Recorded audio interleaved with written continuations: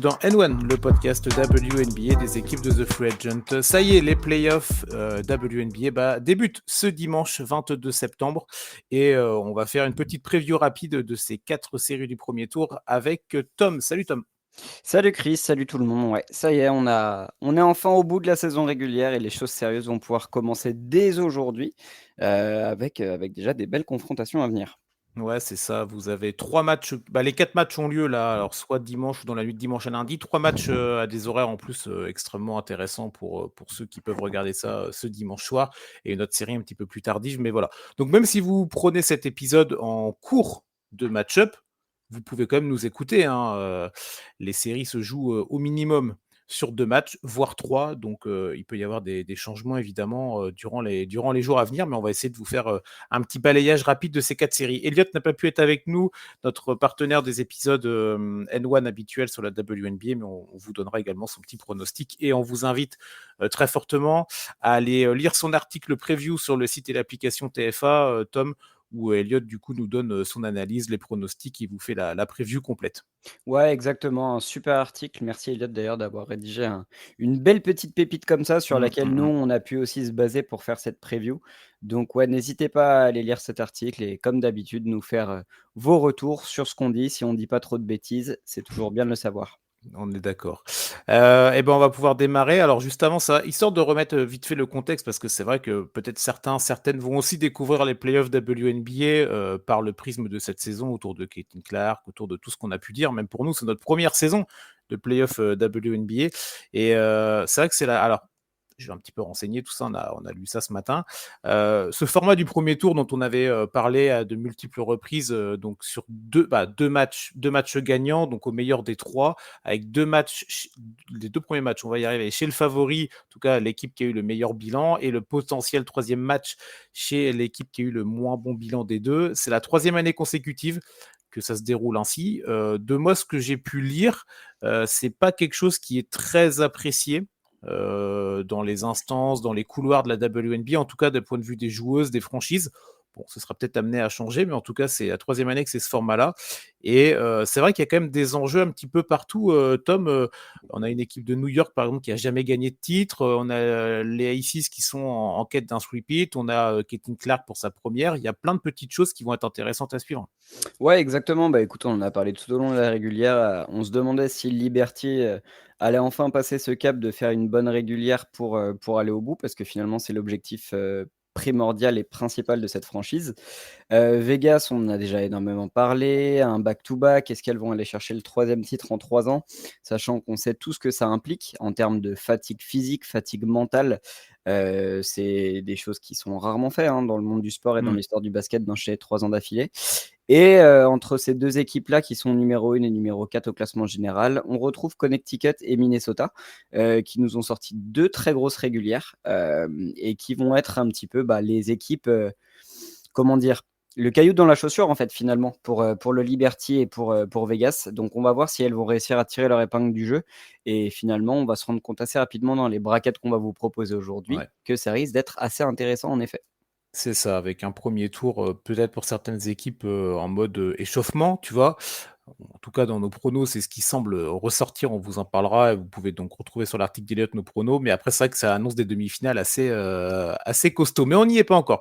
On va attaquer ce premier tour et je te propose, Tom, de prendre en fait les matchs dans l'ordre chronologique des horaires. Donc il y a un match ce soir à 19h, un match à 21h, un match à 23h et un match dans la nuit de dimanche à lundi à 4h du matin. Sachant qu'il y a 2 matchs qui vous seront proposés sur beIN Sport. Donc si vous avez l'occasion de regarder ça, c'est sur beIN Max 8. Donc vous irez un petit peu chercher avec votre télécommande, parce qu'il y a la NFL en même temps qui prend pas mal de canaux, tout ça. Il y a un match en VO à 19h et un match commenté en français avec Marie Fatouguet, qu'on avait reçu ici il y a quelques semaines de ça, qui sera à 21h. Donc double header de WNBA sur les antennes de beIN. Donc c'est plutôt pas mal si vous voulez suivre ça et que vous n'avez pas le League Pass. C'est clair et puis en plus profitez-en parce que, bon, on va vous les présenter rapidement, mais à 21h, vous avez peut-être la plus belle affiche de ce premier tour. Ouais. Donc si vous n'avez jamais vu de WNBA ou alors si vous en avez vu mais que vous voulez vraiment voir le niveau des meilleures joueuses du monde, C'est à 21h sur beIN que ça se passe. C'est ça. Alors, on va commencer du coup par la première série là qui va démarrer donc ce dimanche, c'est le New York Liberty, contre le Dream d'Atlanta, donc le New York Liberty numéro 1 de la conférence, bah, de la ligue même et le Dream qui a fini 8e avec donc on en avait parlé dans le dernier épisode, hein, Tom, cette équipe d'Atlanta qui était en chasse avec Washington, avec Chicago pour ce 8e spot. On avait bien indiqué que Atlanta était favori pour cette 8e place qualificative et du coup, bah, ils ont été battre le New York Liberty pour ce dernier match et elles vont se retrouver là pour ce premier tour des playoffs, mais je suis pas sûr que ce soit pour le même résultat à la fin quand même. Non, bah, on l'avait dit de toute façon on l'avait dit dans notre podcast que le Liberty allait sûrement mettre des joueuses au repos et entre guillemets, jouer ce match de manière, complètement détachée, on va le dire. Bah, c'est ce qui s'est passé. Atlanta est allé chercher sa place qualificative. Donc pour vous remettre dans le contexte, comme tu l'as très bien dit en début de podcast, c'est le Liberty qui accueillera les 2 premiers matchs du coup de ce tour. Mmh. Premier match à 19h aujourd'hui. Écoute, on va pas tergiverser, pour moi, il y aura aucune surprise, dans cette série. Je vois un 2-0 pour le Liberty. Mmh. Un effectif beaucoup plus fort, beaucoup plus dominant, beaucoup plus régulier, beaucoup moins blessé, tout simplement ayant des meilleures qualités, en termes de basket. À un moment donné, si le Liberty a fini premier de la saison régulière avec autant d'avance, et qu'Atlanta a autant galéré pour aller chercher au bout du suspense un side 8, c'est qu'il y a quand même un écart entre ces 2 équipes. Donc écoute, on n'est jamais à l'abri, hein, ça reste du basket, ça Bien reste du sûr. sport. On n'est jamais à l'abri d'une surprise, mais je pense très honnêtement que le Liberty devrait, en tout cas, a intérêt à prendre ce début de match et ce Ah début de oui. série au sérieux pour, entre guillemets, «ne pas perdre de temps et d'énergie» dans cette première série. Ouais, je suis d'accord. C'est vrai que ça doit être sans faire offense à cette équipe d'Atlanta, mais une petite balade, un petit échauffement quand même pour New York qu'on attend, bien plus loin, avec potentiellement déjà des demi-finales beaucoup plus corsées. Mais avec ce format-là qui est quand même très particulier, quand tu es l'équipe favorite et si tu perds l'un de tes premiers matchs, chez toi et bah, tu es sûr de devoir aller te déplacer du coup chez l'outsider pour un match capital, match 3. Bon alors évidemment si tu perds les 2 premiers à la maison, mais bon là on est même plus sur un upset, mais si déjà tu perds le premier, on sait par exemple qu'en NBA, ça peut arriver. Tu sais, alors c'est sur des formats plus longs aussi, mais le côté, bon, sur le premier match, tu es peut-être un petit peu moins en jambes ou tu es peut-être un peu moins dans le truc et du coup, bah, tu te fais attraper par la tête de série, 7, 8 en tout cas. Donc, il faut vraiment faire attention à ce format-là qui est très piège. Donc oui, normalement, New York, si New York est sérieux, New York montre ce que l'équipe a montré sur la saison régulière, il n'y a pas vraiment photo, mais attention, je pense qu'en fait, la potentielle seule possibilité pour Atlanta, alors c'est soit un game incroyable d'une joueuse, tu vois, mais sinon, c'est d'arriver à aller ouais, sur ce premier match-là. Pour moi, si elles vont prendre un match, c'est celui-là, tu vois, début de playoff, 19h, horaire un petit peu particulier aux États-Unis, il faut toujours prendre ça en compte. J'y crois pas trop, mais s'il y a un match, c'est celui-là. Donc on va voir, mais en plus, c'est vrai que les stats, là, je regardais rapidement, Atlanta, pas de victoire en playoff depuis 2018, hein, donc ça commence aussi à dater. Quand tu as une équipe de New York, bah, qui elle, voilà, ça a été finaliste sur les dernières années, donc on n'est quand même pas sur le même niveau, entre les joueuses et on n'en a même pas parlé, mais du côté de New York, voilà, tu as ce fameux trio quand même qui fait la différence. Brianna Stewart, Sabrina Ionescu, Jonquel Jones. Tu as des joueuses autour qui font le taf aussi, comme Léonie Fibiche, une coach aussi qui fait le taf. Toutes les cases sont quasi cochées pour une qualif de New York, hein, quand même. Ouais, complètement, même si de l'autre côté, il y a aussi des grosses joueuses à Bien suivre, sûr. hein, il y aura toujours du Ryan Howard, du Jordan Canada, du Tina Charles, OK, mais bon. Entre les blessures, une saison qui a été compliquée, on l'a déjà dit, un contenu dans le jeu qui a pas été non plus la folie et de l'autre côté, tu l'as très bien dit, enfin, là, on a cessé de le dire aussi lors des derniers podcasts, le Liberty, c'est un peu leur dernière chance, de Ouais. gagner, une bague avec cet effectif tel qu'il a été construit. Donc, attention au piège ce soir, ouverture des playoffs, va falloir se mettre en jambes tout de suite. En revanche, autant vous dire que si ce soir vous voyez un Liberty, concentré et en jambes, la série ne durera pas plus de 2 matchs. Oui, oui, il peut y avoir aussi des beaux éclats quand même. Toi, si tu as un Liberty motivé, concentré, ça peut aller vite. Mais bon, voilà. Donc, 1er match à 19h, donc ce soir sur beIN Sport en VO. Donc, vous pouvez aller mater ça ou sur le WNBA League Pass, bien entendu.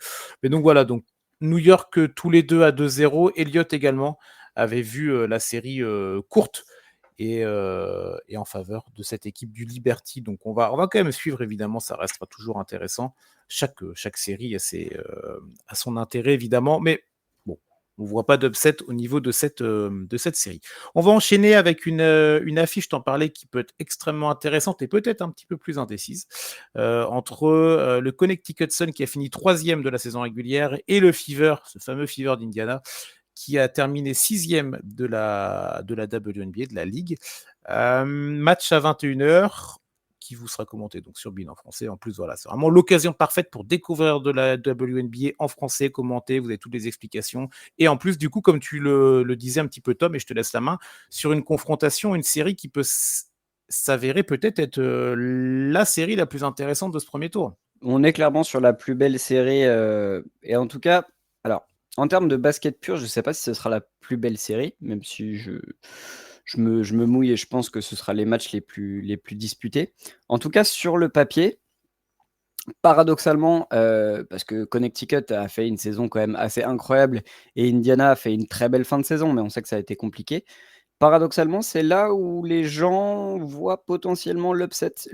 Enfin, c'est pas non plus, la majorité des gens, mais attention à Indiana. Le Sun sera largement favori sur cette série.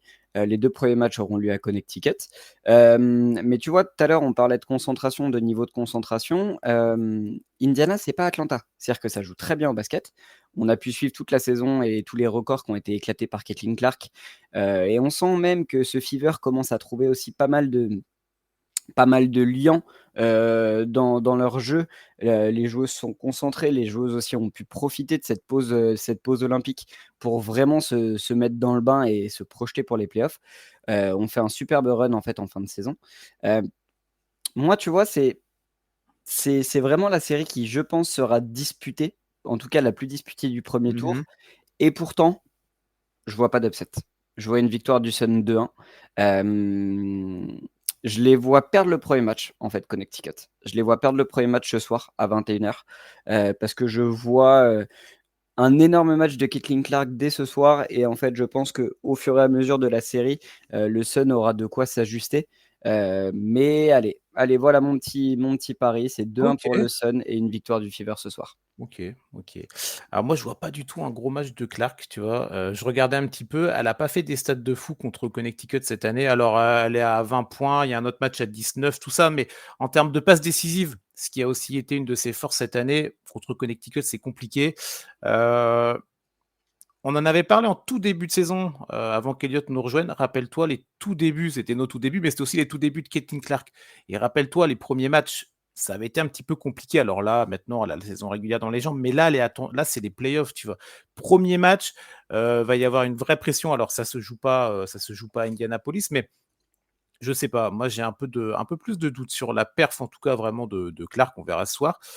Je vois le même score que toi, par contre. Je vois une victoire, une qualification du Sun, 2-1. Je vois plus le match 2 pour Indiana, histoire de mettre un petit peu de suspense et de se dire, ah tiens, on va aller faire un petit match 3 là-bas dans la chaude ambiance d'Indianapolis, terre de basket, tu vois. Et ça sera pas une partie simple hein, pour Connecticut d'aller jouer là-bas sur un match couperé, en fait, parce que c'est un match 7 qui s'appelle un match 3, tu vois. Mais voilà, c'est vrai que Clark, on va pas revenir dessus. Il y a plein de trucs là sur les réseaux. J'ai vu passer, tu as dû voir aussi sur Twitter et compagnie, où on voit tous les gens qui ont fait des screens avec tous les records qu'elle a battus cette année là. Vous pouvez aller voir ça sur le compte français d'Indiana Fever, par exemple, qui est un très Ouais. bon compte. Vous retrouverez tout ça évidemment. Il n'y a pas qu'elle hein, dans cette équipe-là. Il y a Kelsey Mitchell qui est intéressante. Il y a Alia Boston. Moi, c'est une joueuse que j'apprécie aussi particulièrement à l'intérieur. Donc, tout ne va pas être concentré qu'autour de Clark, même si évidemment la lumière va être sur elle. Mais l'effectif est intéressant et a des coups à tenter. Après, moi, ce que j'aime bien avec cette équipe de Connecticut, qui a fini 3e, il y a une vraie cohérence en fait dans le jeu. Il y a des joueuses stars, hein, il y a des joueuses vedettes, Alyssa Thomas, joueuses comme Diwana Bonner, c'est intéressant aussi. Après, tu as d'autres noms, Marina Margaret, on avait parlé il y a quelques temps de ça, qui est arrivée là via trade pendant la saison, Breonna Jones aussi. C'est des joueuses qui ont beaucoup d'expérience aussi en playoff, à l'instar du Fever, donc ça peut jouer aussi. Il y a un vrai delta entre le trio majeur de Connecticut en termes de matchs de playoff joués et l'équipe d'Indiana. Mais je pense quand même que sur la petite durée de 3 matchs, potentiellement, je vois quand même le collectif de Connecticut être supérieur, être meilleur, mieux jouer au basket et avec une joueuse en plus comme Alyssa Thomas qui est vraiment, qui a quand même alors peut-être un peu moins cette année, mais qui a un vrai niveau, tu vois? Tu la mets dans un top 5 MVP sans trop de problèmes, tu vois? Ouais, non, c'est évident. Bah, en fait, la transition est toute trouvée parce que ce sera le facteur X, en fait, de cette série Alyssa Thomas. Si elle décide dès ce soir de se mettre en jambe et de dire: «Bah, les gars, en fait, je vais aller manger tous les rebonds, je vais partir sur des transitions, je vais aller scorer, je vais aller passer, je vais défendre sur les meilleurs joueurs adverses». Enfin, en fait, c'est ça. Alyssa Thomas, si elle décide dès ce soir de se mettre en mode playoff, ça va être compliqué pour Indiana. Hem, Là où paradoxalement, je vois peut-être le Fever faire le coup ce soir, Mmh. c'est que Connecticut ne fait pas une fin de saison si magnifique que ça. Il y a quelques défaites, c'est pas non plus la folie, mais il y a quelques défaites. Leurs affrontements entre Fever et Suns, tu l'as très bien dit, c'était en début de saison. Donc ça a été une mise en jambe pour Caitlin Clark qui était C'est pas vrai. évident.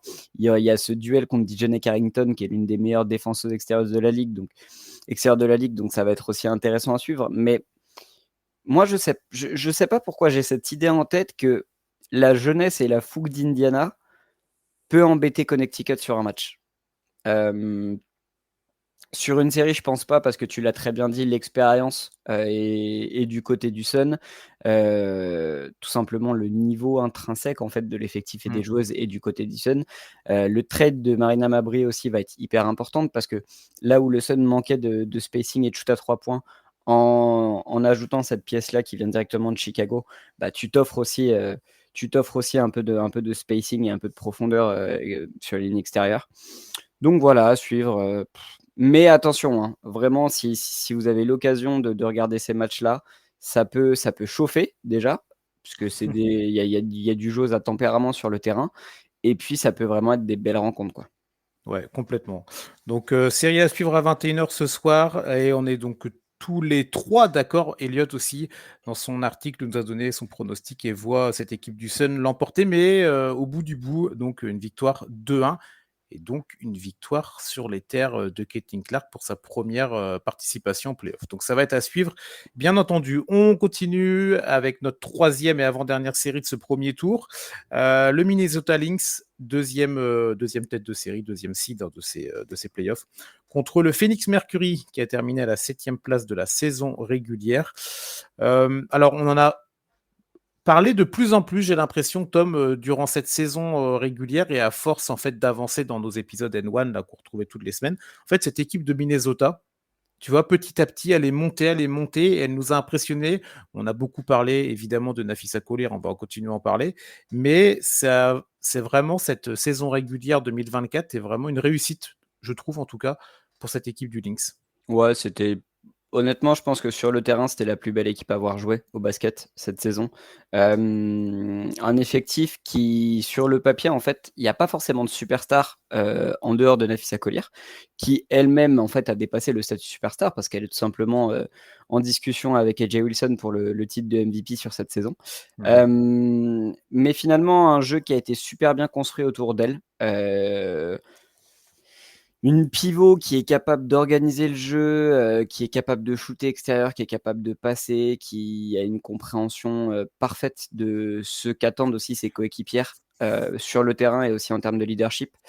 Hem, on est sur, historiquement, en ayant écouté un petit peu les spécialistes, l'une des plus belles saisons de Minnesota, que ce soit aussi bien dans le jeu que dans les résultats. Heu et paradoxalement, elles vont être opposées à une équipe assez vieille, parce Mmh. que quand on regarde sur le papier, Phoenix, c'est pas l'équipe qui est la plus jeune et la plus dynamique. Par contre, c'est une équipe hyper expérimentée avec des joueuses légendaires, pour ne citer qu'elles, on a quand même, Diana Taurasi, Brittney Griner, Tasha Cloud, Kalea Cooper. Donc ça va pas être une partie de plaisir pour Minnesota. Ça va sûrement se jouer aussi à l'adresse. C'est une série qui risque de beaucoup se jouer à l'adresse, des joueuses, notamment l'adresse extérieure sur les lignes à 3 points.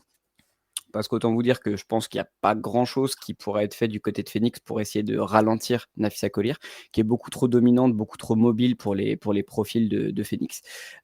Mais je sais pas. J'ai le sentiment et je suis assez persuadé du fait que Minnesota n'aura aucun problème dans cette série. Mais le problème, c'est que Minnesota est à une blessure près, entre guillemets, une joueuse près de dire adieu aux playoffs. C'est-à-dire que s'il y a le moindre pépin physique pour Nafisa Collier, ça pourra pas suivre, quoi.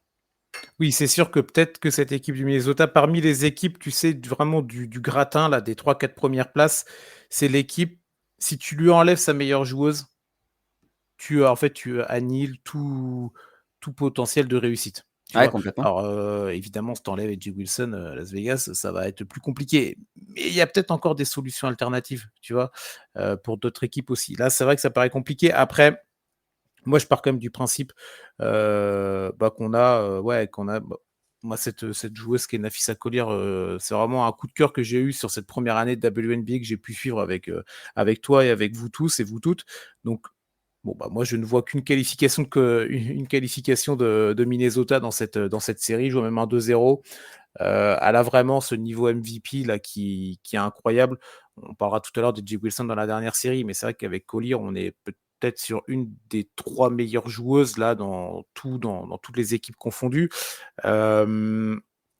Elle est à avoir un petit peu plus de 20 points de moyenne, quasiment 10 rebonds, 3,4 passes. Et moi, ce que j'aime, au-delà de ces chiffres-là, c'est les autres. C'est ceux que je vais te donner après. C'est quasiment 2 interceptions et c'est 1,4 contre. Donc, la production défensive, on parle beaucoup des perfs offensifs des joueuses. Et c'est sûr qu'au basket, c'est mieux quand tu marques des paniers. On est d'accord. Mais il faut savoir aussi défendre. Et je trouve qu'elle a cette capacité, en fait, c'est une des rares joueuses à pouvoir être excellente et dominante sur les 2 côtés du terrain, tu Ouais. vois? Et ça, c'est un véritable exemple quand tu es dans une équipe et tu vois, peut-être, sans faire offense au reste de l'effectif, évidemment, mais qui n'a pas, le talent de cette joueuse-là et ben, en fait, quand tu as un exemple comme ça, qui va te claquer, des grosses perfs offensives, mais qui va revenir à l'arrière, qui va revenir défendre, qui va te mettre un gros contre sur une action importante, qui va aller faire la petite interception, qui va te permettre une attaque en transition. Voilà, moi j'adore cette joueuse-là, donc du coup, je suis pas très objectif pour le coup. Je vois vraiment, Minnesota, gagner 2-0. Après peut-être avec des matchs serrés parce qu'il y a toujours l'art et la manière. Tu peux avoir un 2-0 avec des matchs très serrés, comme tu peux avoir un 2-1 avec, une équipe qui va mettre un blowout au match 1. Tu vois, il y a toujours des séries compliquées, donc il y aura peut-être pas 20 points d'écart à chaque fois pour cette équipe de Minnesota.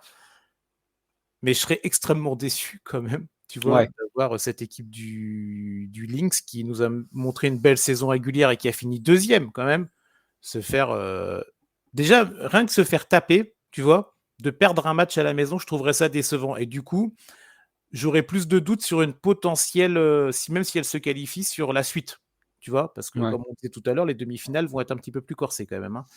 Donc voilà. Après juste, je termine là. Côté Phoenix, quid de la suite pour Diana Taurasi?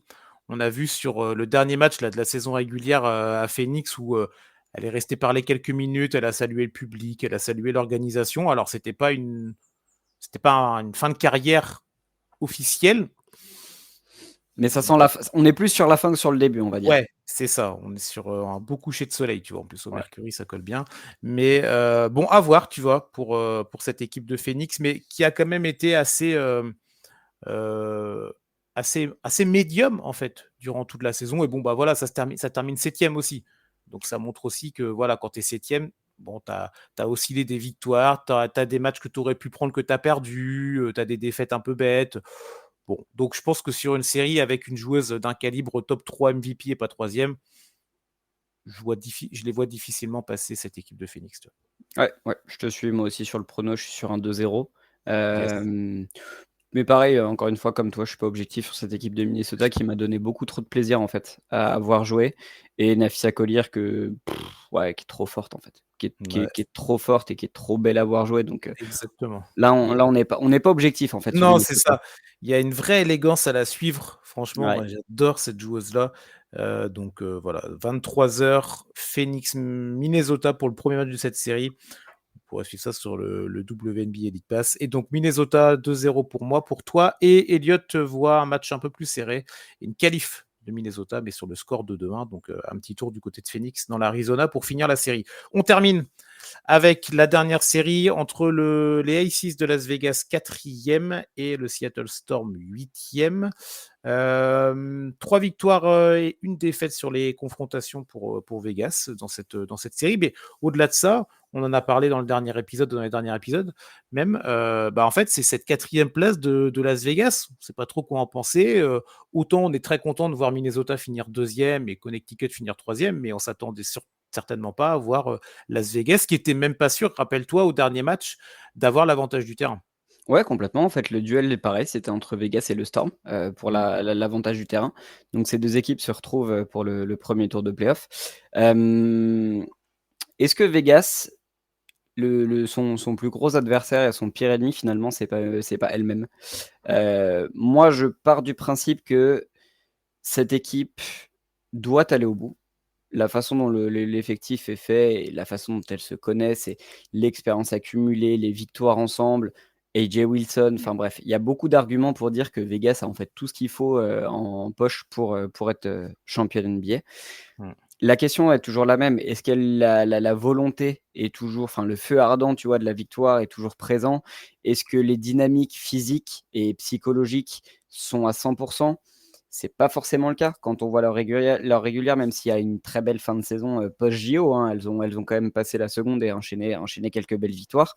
Mmh. Hem, Est-ce que AJ Wilson va poursuivre cette série de, en fait, si j'ai envie de marquer, personne va rien faire? Moi, je pense que oui. Mais les questions seront plus autour de AJ Wilson. Est-ce que Chelsea Gray, est-ce que toutes ces joueuses qui doivent, entre guillemets, augmenter leur niveau y arriveront? Tu sais, le fameux bouton on-off, est-ce Ouais. qu'elles vont réussir à l'activer? Sachant qu'en face, attention, le Storm est une équipe qui fait une belle régulière. Nous, en tant que Français, on est content parce qu'on a vu l'arrivée de Gabby Williams qui s'est super bien intégrée dans ce groupe, qui est maintenant en fait starter et qui peut poser de réels problèmes en fait à cette équipe de Vegas de par sa, tu vois, on parlait de joueuses comme Nafisa Collier et comme, Alyssa Thomas qui sont présentes des 2 côtés du terrain.